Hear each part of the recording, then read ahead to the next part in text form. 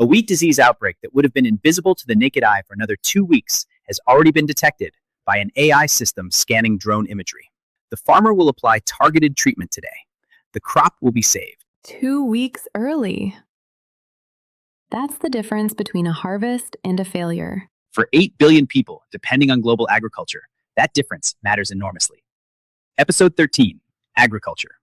Anastasia and Sophia take it from here. Agriculture feeds 8 billion people on a planet with finite land, finite water, and soil that takes centuries to form. We need to produce roughly 70% more food by 2050 without meaningfully expanding the amount of land under cultivation, because most suitable land is already being farmed, and converting more would accelerate the climate change threatening the yields we already have. The only viable path is efficiency, producing more from the land we have with less water, less fertilizer, less pesticide. AI precision farming is the technology that makes that possible. 20 to 30% yield increases, 30 to 40% less water and pesticide. Disease detected 2 weeks before it's visible to the human eye. Farming has always relied on reading the land. Generations of accumulated knowledge about soil, weather, crop behavior, pest cycles. The first shift was mechanization. Tractors replacing horses, combine harvesters replacing teams of workers. The second shift was the green revolution. High-yield seed varieties, irrigation systems, synthetic fertilizers, and pesticides applied broadly. It dramatically increased yields, but also created environmental costs. Soil degradation, water depletion, pesticide runoff. The third shift is precision agriculture, applying the right input in the right amount at the right place at the right time. AI is what makes precision possible at scale, analyzing sensor data, satellite imagery, and weather models to tell each farmer exactly what each field needs when it needs it. 4 big areas. 1. Crop monitoring. Drone and satellite imagery analyzed by AI, assessing crop health across thousands of acres in minutes. 2. Yield prediction. AI models achieving 85 to 95% accuracy, forecasting harvest outcomes weeks in advance. 3. Precision application. AI-directed variable rate fertilizer, pesticide, and irrigation, reducing resource use 30 to 40%. 4. Disease detection. AI identifying fungal infection, pest pressure, and nutrient deficiency 7 to 14 days before visible symptoms appear. Here's what AI crop monitoring looks like on a real farm. A drone flies a survey pattern over a 1,000-acre wheat field in about 40 minutes. The multispectral camera captures images across wavelengths invisible to the human eye. Near-infrared, red edge, thermal. An AI model trained on millions of labeled crop images analyses every square meter of the survey, classifying plant health, identifying water stress, flagging areas of unusual reflectance that indicate disease or pest pressure. The output? A field health map delivered to the farmer's phone within hours, with specific recommendations for each zone.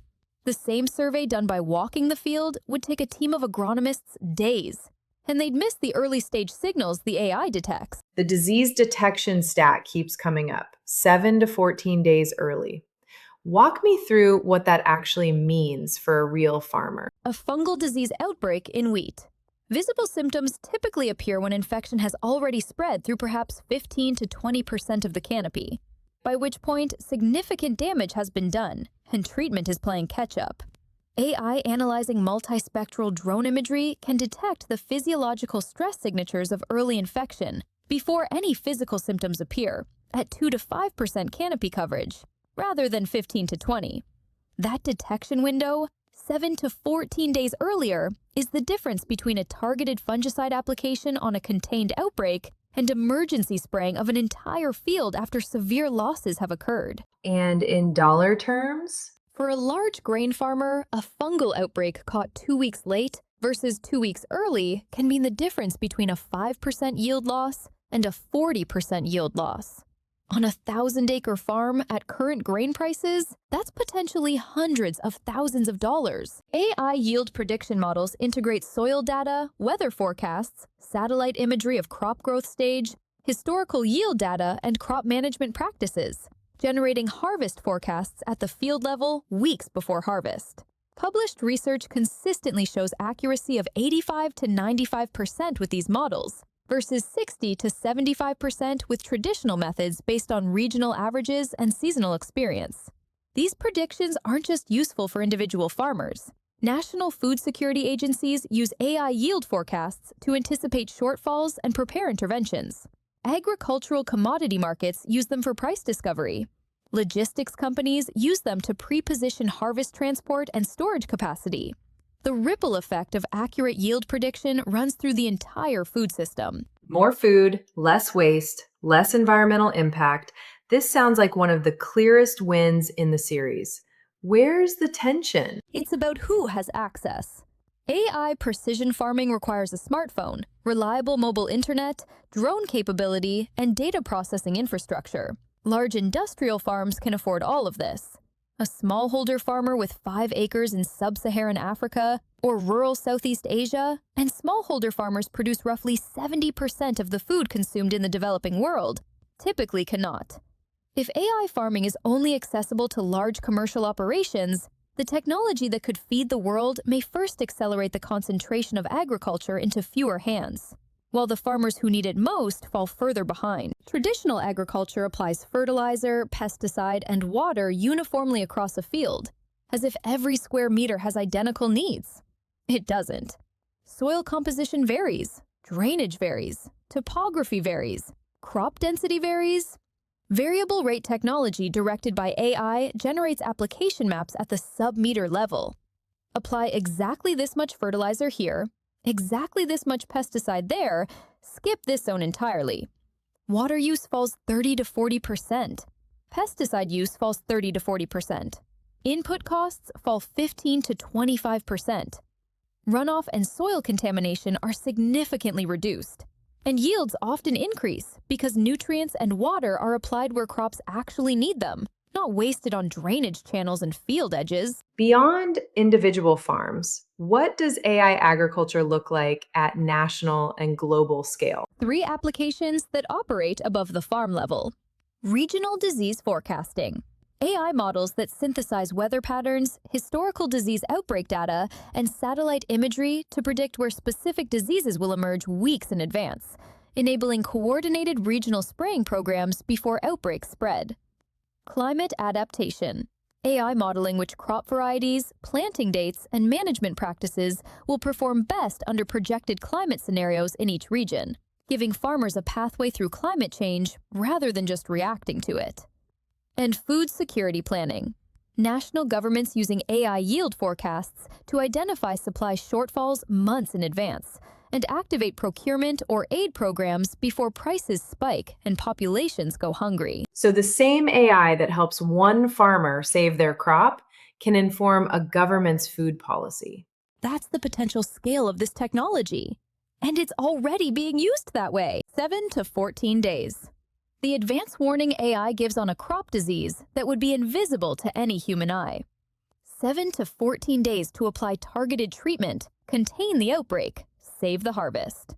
For a farmer whose income for the year depends on that harvest, those days are everything. For a food system feeding 8 billion people, multiplied across millions of farms, the cumulative value is almost incalculable. Agriculture AI runs on 4 layers: Earth observation, satellite imagery, drone footage, soil sensors, weather stations, the farm's nervous system, generating continuous streams of field-level data. Crop models. Computer vision models trained on millions of labeled plant images across species, growth stages, disease types, and geographic conditions. The prescription layer. Variable rate application maps, spray recommendations, irrigation schedules, delivered to the farmer's phone or directly to autonomous equipment. And monitoring. Continuous tracking of crop response. Did the treatment work? What should be different next season? Each year's data makes next year's model more accurate. What are the specific risks of deploying AI in agriculture? 3. Smallholder exclusion, the most acute equity issue in this series. If AI tools require infrastructure that only large operations can provide, the technology deepens rather than closes the gap between industrial and subsistence farming. The farmers who grow 70% of the world's food are the ones who can't access the tools that could help them most. Data sovereignty. Farm data uploaded to AI platforms is commercially valuable. Detailed information about soil quality, yield performance, and crop health has obvious value to commodity traders, competitors, and insurers. Farmers need to understand and control how their data is used. And monoculture risk.